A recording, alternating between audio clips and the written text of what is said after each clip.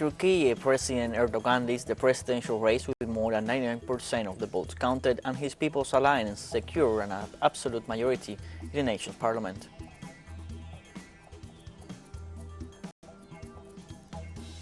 In Palestine, Israeli occupation forces assassinated a young Palestinian in Nablus as the Zionist regime continues its aggression against the Palestinian people. And in Mexico, the members of the Commission for Access to the Truth, Historical Clarification and Promotion of Justice for Serious Human Rights Violations are set to arrive in Guerrero.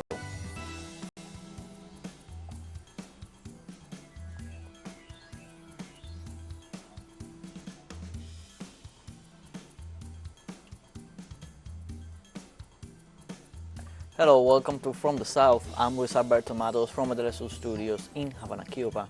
We begin with the news.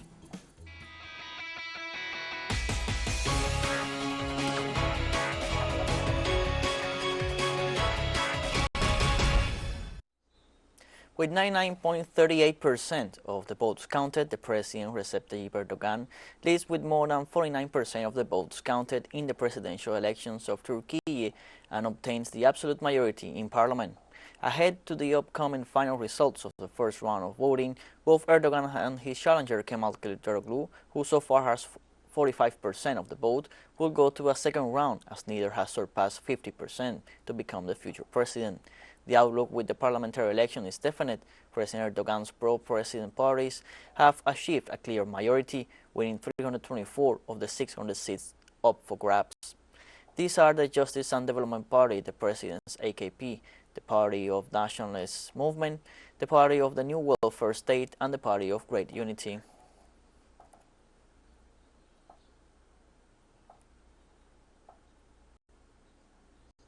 Presidential candidate Recep Tayyip Erdogan thanked the voters for the day as a symbol of democracy in the country and his followers for the confidence shown. Let's hear it.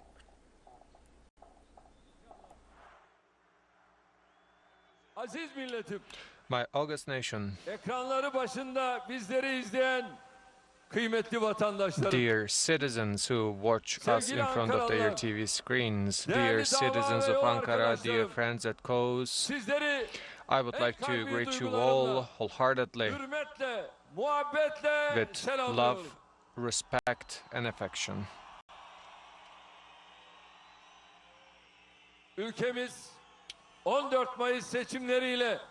Our country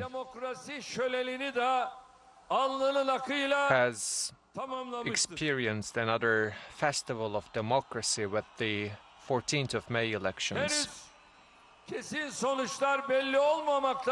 Although the final results are not there yet, we are leading.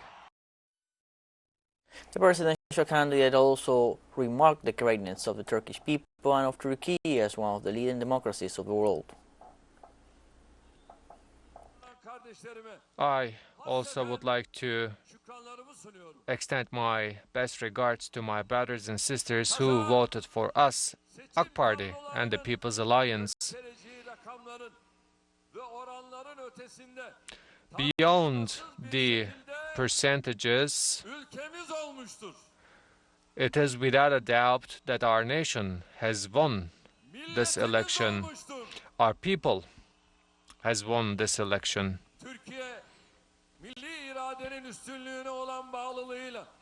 The Republic of Turkey is committed to the superiority of the national will, and the Republic of Turkey has once again shown that it is one of the leading democracies in the world. The presidential candidate Recep Tayyip Erdogan also referred to the fact that the people have opted for stability since the People's Alliance has the majority in parliament. Even in the current situation, we have seen that we have also won the majority in the parliament as the People's Alliance. So right now, People's Alliance have the majority in the parliament.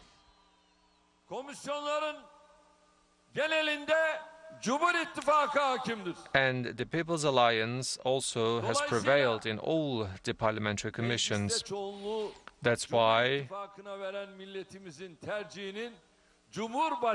we also believe that our nation most probably will be choosing stability and also security when it comes to the presidential candidates, as they have chosen the People's Alliance in the parliament. I hope and pray that the election results will be auspicious for our country and for our people.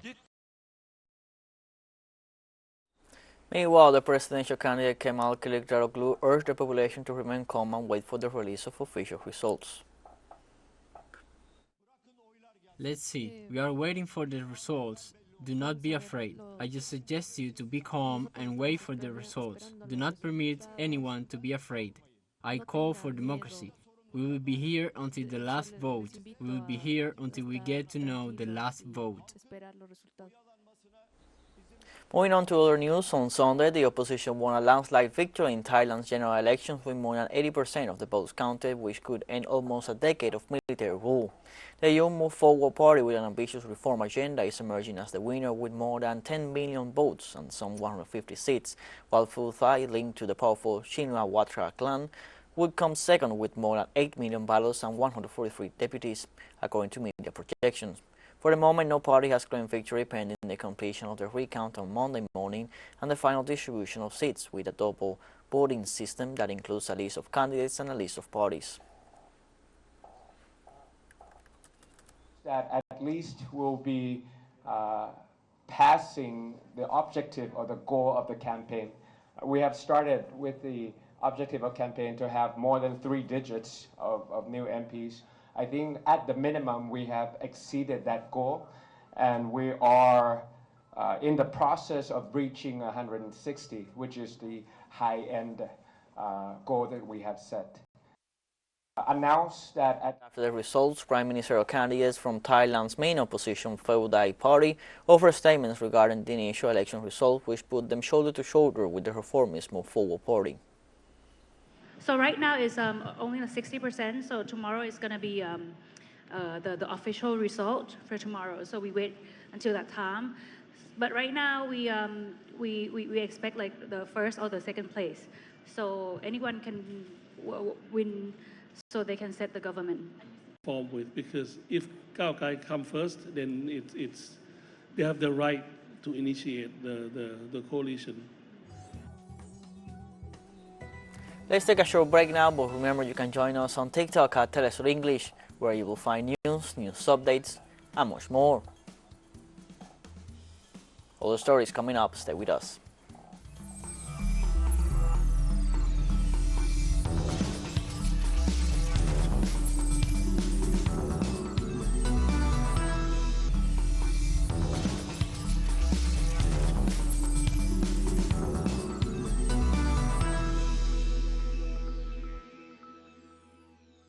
The Israeli government violated the ceasefire by resuming attacks against the Gaza Strip.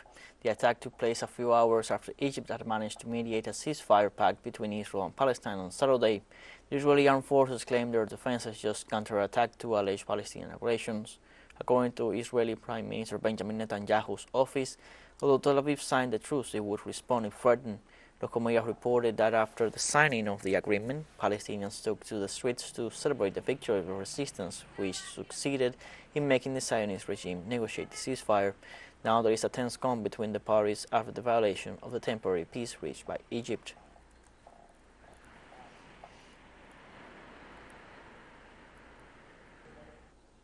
We stay in Palestine. More than 100 buildings have been destroyed in the Gaza Strip in 6 days of military aggression by Israeli forces. Occupation warplanes hit on Saturday a number of Palestinian homes in north central and south Gaza. Local media report that residential buildings have been completely destroyed, while some 940 homes and some 49 properties have suffered major damage throughout the Strip, but mainly in Gaza City. Hundreds of Palestinians surveyed the damage to their homes on Sunday. For most of them, it was impossible to recognize their homes, as many were completely destroyed.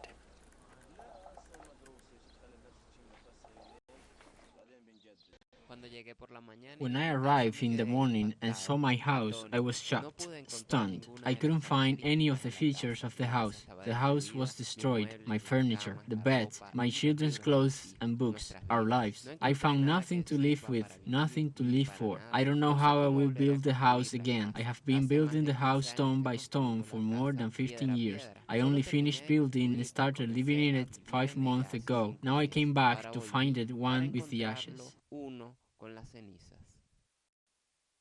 What truce? Now the truce is over, and we have returned to our home. Where will we stay? Our neighbors, where will they stay? The children in the schools lost their books. My nephews lost their books. What are they going to do? And they say go back to school. How am I going to teach them? If there are no uniform for them to wear, what do I do? Does anyone have money to buy them books and clothes again? I don't know what to say. What truce? The truce after the destruction. And in this context, occupying forces assassinated a young Palestinian in Nablus in the northern West Bank on Monday. The victim, identified as Saleh Sabra, and an unidentified wounded person, lived in Askar village. Israeli troops arrived there at dawn, attempting to carry out several raids against the Palestinian resistance. The operation was confronted by the villagers, giving way to an intense confrontation in which, as usual, the occupying forces used weapons and live ammunition against civilians. Tel Aviv has not confirmed the facts. This crime brings to 152 the number of Palestinian citizens executed by Israeli troops so far this year.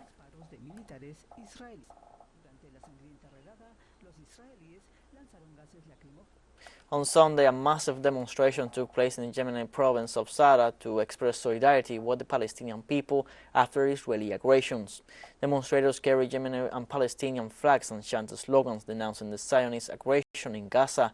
At the end of the rally, a statement was issued saluting Palestine's determination and the resistance movements that honors the blood of martyrs fallen in the fight against the Zionist regime.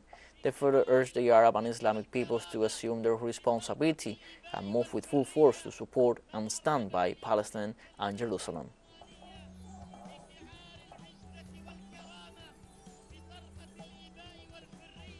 TeleSUR English continues to grow. You can now tune in from 33 different African countries through StarSat, dial 461 and enjoy a Latin American alternative broadcast. One final short break and we'll be right back. Don't go away.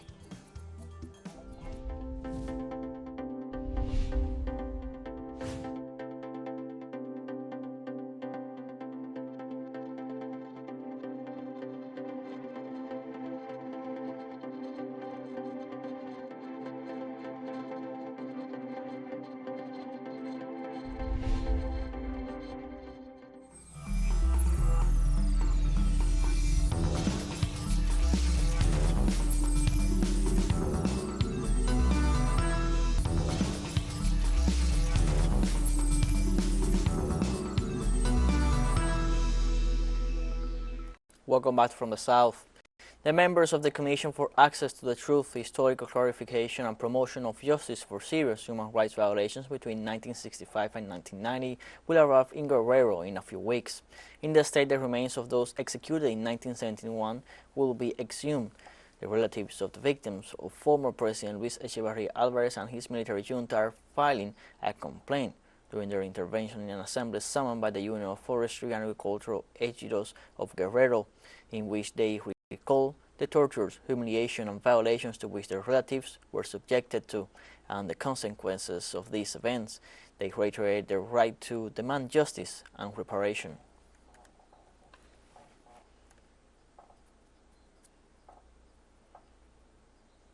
Ecuador's parliament met on Sunday to renew its leadership. The new board of directors will govern the remaining 2 years of its current legislature.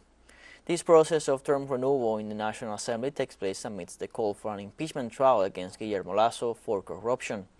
The parliamentary body stated that legislators must appoint the first and second vice presidents as well as 4 members of the Legislative Administration Council responsible for planning legislative activities and establishing priorities for dealing with legal bills.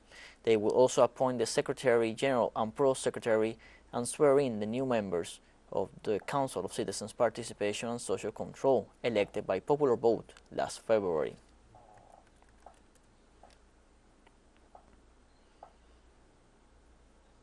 The Brazilian government will relaunch agrarian reform programs aimed at redistributing land classified as non-productive and will be handed over to farmer families. The announcement was made by the Agricultural Development Ministry during the 4th edition of the National Agrarian Reform Fair organized in Sao Paulo by the Landless Rural Movement of Brazil. The authorities of this entity highlighted the role played by this movement in the struggle for agrarian reform and as a producer of food for the domestic market, always thinking of the most deprived in Brazil. The Agricultural Development Ministry pointed out that these measures will not only be taken, but will also include financing and technical assistance for farmers and the promotion of agricultural cooperatives.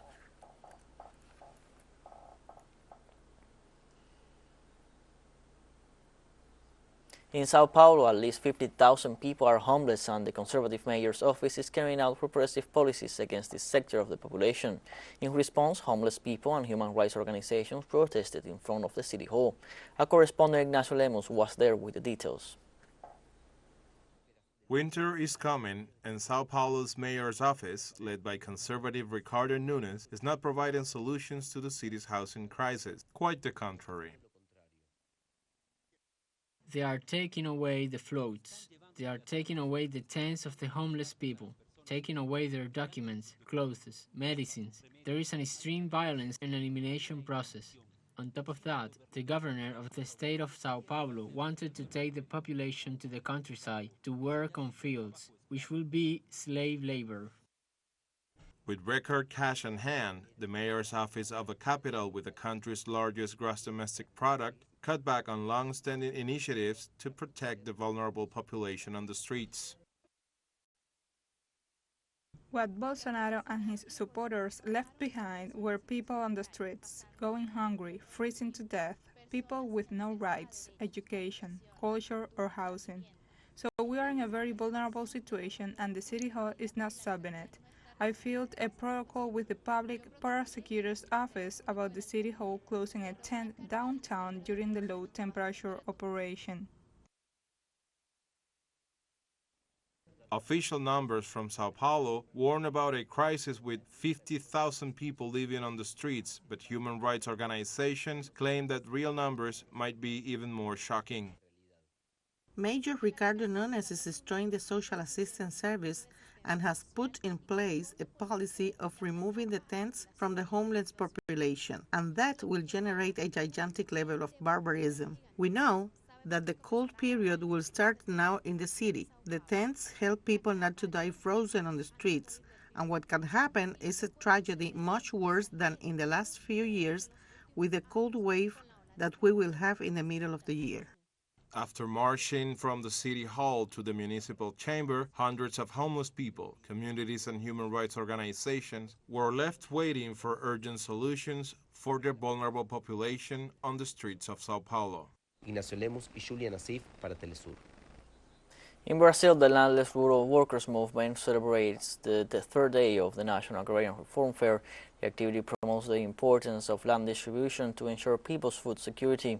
This is the main event of dialogue between the Landless Rural Workers Movement, MST, and the population of the cities in Brazil.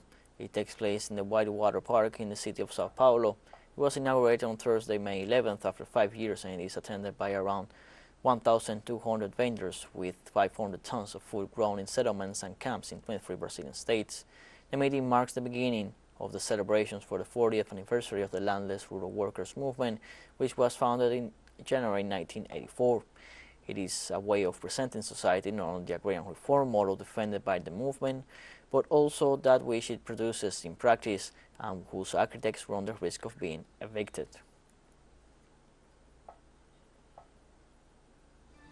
We have come to the end of this news briefing. You can find these and many other stories on our website, telesurenglish.net. You can also join us on social medias on Facebook, Twitter, Instagram, Telegram, and TikTok.